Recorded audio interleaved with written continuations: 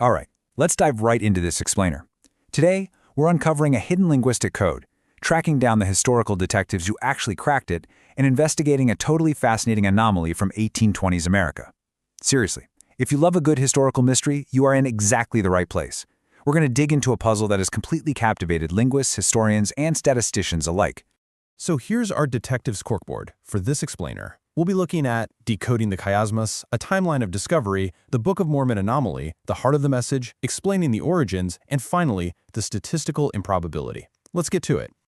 Section 1. Decoding the Chiasmus. What exactly is this hidden literary device? To kick off our investigation, we've got to understand the tool at the very center of our mystery.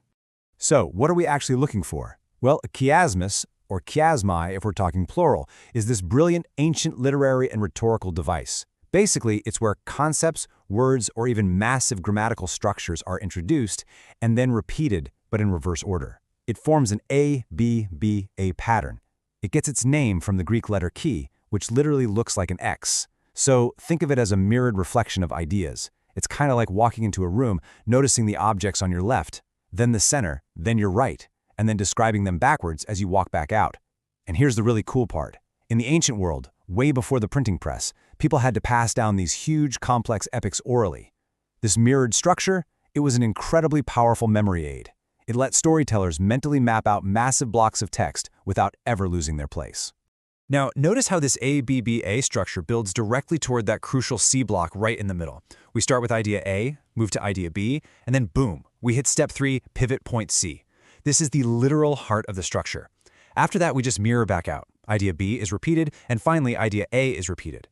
Now, you might be thinking that pivot point is just a casual transition, right? Nope, it is absolutely crucial. It's the most important central message the author wants to highlight. The entire passage is architecturally designed to point you straight to that middle idea. It's like a giant bullseye, and every single sentence is an arrow pointing right at the center. Moving right along to Section 2, a timeline of discovery, the search for ancient patterns. Let's trace the historical scholars who slowly, painstakingly decoded this exact pattern in the Bible. You know, uncovering this ancient pattern was definitely not an overnight thing. Early scholarship on biblical chiasmus only started gaining real traction in the 18th and early 19th centuries. In 1773, Bishop Robert Loth published lectures popularizing the broader concept of Hebrew parallelism. Fast forward a bit to 1820, and an English writer named John Jebb first categorized chiasmus as a specific, mirrored form of parallelism in the Bible. He called it epinodos back then. Then, from the 1820s to the 1850s, theologians like Thomas Boyes and John Forbes really expanded on how these structures functioned in Scripture. Just think about the sheer amount of work involved here.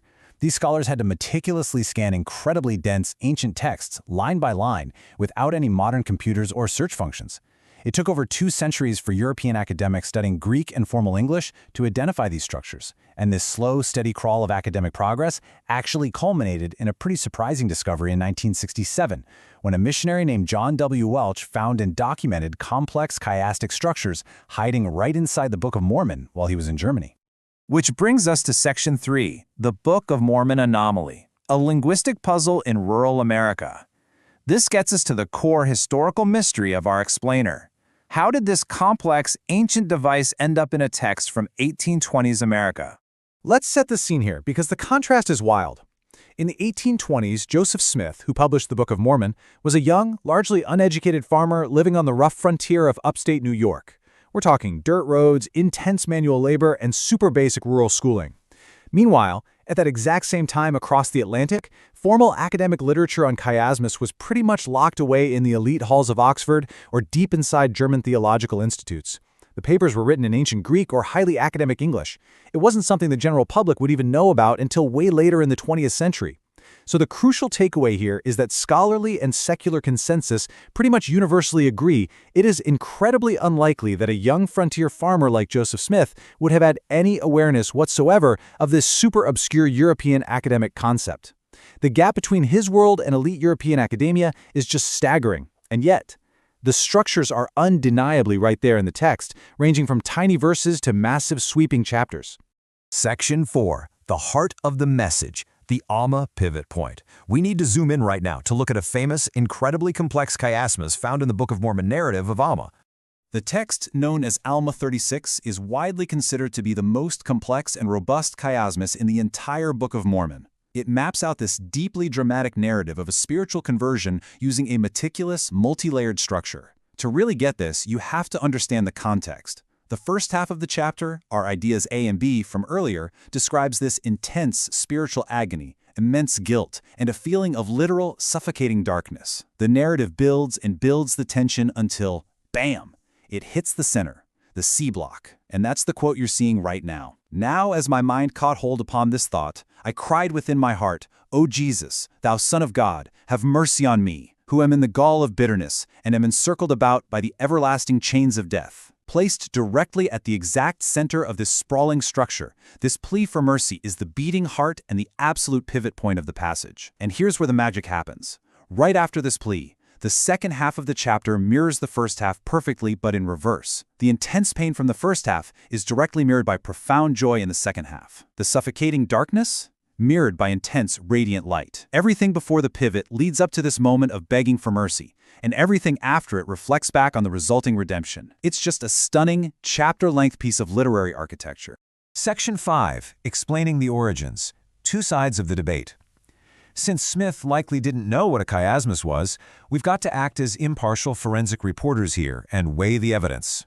Like any really great historical mystery, there is a fierce debate over exactly why this pattern exists in this specific text.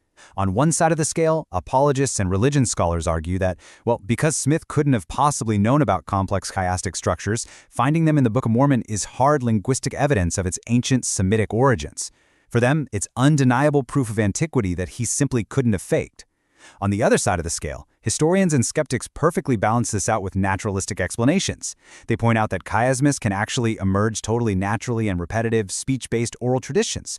They also argue that heavy biblical influence could naturally produce these patterns. If a writer's mind is just totally saturated with the rhythm of the King James Bible, it might happen subconsciously. Plus, they caution that sometimes we modern readers might be subjectively forcing this device onto texts, finding patterns where none were actually intended. So the big question is, are we looking at an ancient translation or an incredibly impressive subconscious mimicking of the King James Bible? And that brings us to Section 6, the statistical improbability, running the numbers on chance. To wrap up our investigation, let's look at the raw statistics behind a multi-layered structure happening spontaneously. What are the actual odds of an extended, word-for-word, chiastic structure occurring purely by accident? Well, researchers who analyzed the stuff regarding narrative prose ran the numbers, and they concluded that there is less than a 0.02% chance of a complex structure like Alma 36 happening spontaneously. To put that into perspective for a second, a 0.02% chance is essentially like flipping a standard coin and getting heads roughly 12 times in a row. It is statistically jarring.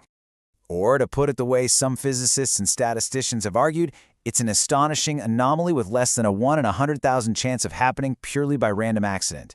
Just pause and think about the weight of that math for a moment. 1 in 100,000. When you look at the sheer numbers regarding narrative prose, the deep intentionality behind the structure becomes incredibly hard to dismiss as just a mere coincidence. Someone, or something, definitely built that chapter on purpose. So, we've traced the ancient roots of the chiasmus, followed its painstaking academic discovery, and unpacked the sheer statistical improbability of its appearance in 1820s rural America. As you look at all the clues we've laid out in this explainer today, I want you to ask yourself, is this complex structure a divine ancient pattern?